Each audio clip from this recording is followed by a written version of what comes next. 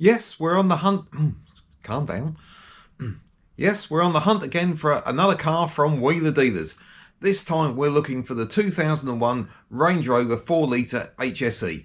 So keep watching to see what we found out.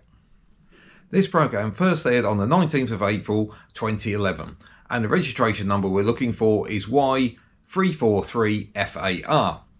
Now, Mike acquired this car through eBay, paying just on £2,100 for it. Ed set to work, had quite a few jobs. Big one was the air suspension pump, had to fix the sat-nav, replace the batches on it, put a new grille on it. And one job, whichever forum I went on, there seemed to be a bit of a sort of issue that everyone moaned about, was had to replace the offside headlamp, and apparently it didn't match the other one. Well, personally, I never noticed back in the day, but it did seem to stick in the claw of a lot of people. And finally, they had the rear windows tinted to give it a more of an upmarket look, I think is what Mike was going for. So how did the numbers work out on this one? Well, as I said, Mike paid £2,100 for it. The cost worked out at £942. So that brought the total spend to £3,042. Now, when they came to sell it, they sold it for £3,500, and that left them with a profit of £458. Now, we fast forward to 2025 and look and see what that car would be worth today, and use as our baseline the Practical Classics magazine valuation guide and for a Condition 1 car. And that comes up at just £4,200.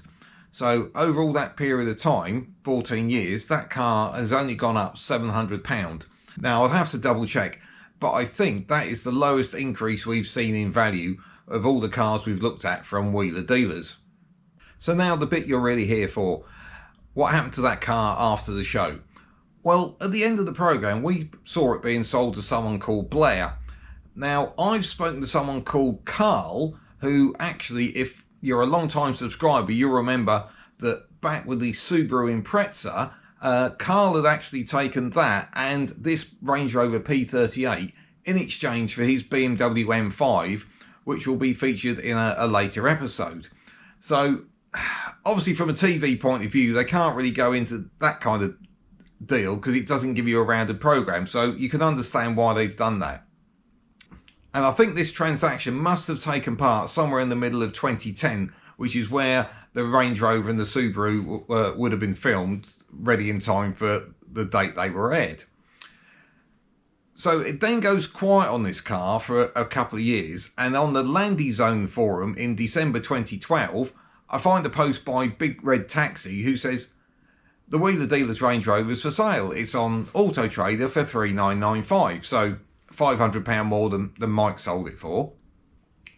And as a response, Steve F 1964 quickly comes back and says, well, actually it's been on eBay for a while. Originally it was up for $4,450, which I think has got to be considered fairly strong money.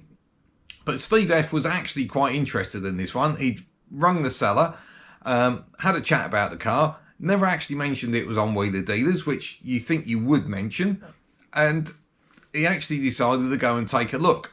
And I'll put his summary on the screen, but basically he said it was a little bit knocked about by then round the outside, and he sort of had a look. The interior was quite nice. He said it ran really well, but he decided it wasn't worth the $3,900 asking price for it at the time. It then had a subsequent change of keeper in August 2013, as we can see here on My Car Check.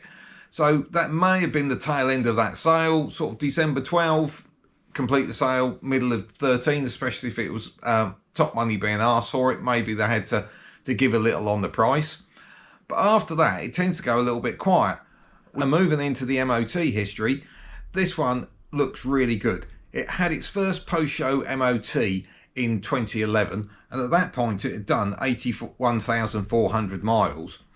And then it's just MOT'd annually quite nicely. 2012, 2013, 2014 had an initial failure on emissions, but seems to have got sorted fairly quickly, and then just gets MOT'd annually. In 2016, we can have a quick look at My Car Check to see that it actually had a change of keeper, but it still ticks along up until 2021 when it had its last MOT pass, where it's done 148,000 miles by that point, which is some 64,000 since it was on the show. So it's obviously had a good run post-show.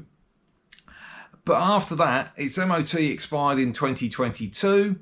It didn't get presented for an MOT, so it hasn't sort of had a bad fail and just been cast aside. And it's been declared SORM, so it's declared as being off the road in the UK. I've checked my car check. It's not obviously any certificate of destruction or export, so I can only assume that car is maybe having a little bit of a rest, because the MOT history suggests it's not in bad condition at all. So let's just hope it's parked up and may well reappear soon. So thank you so much for watching, and hopefully we'll see you next time.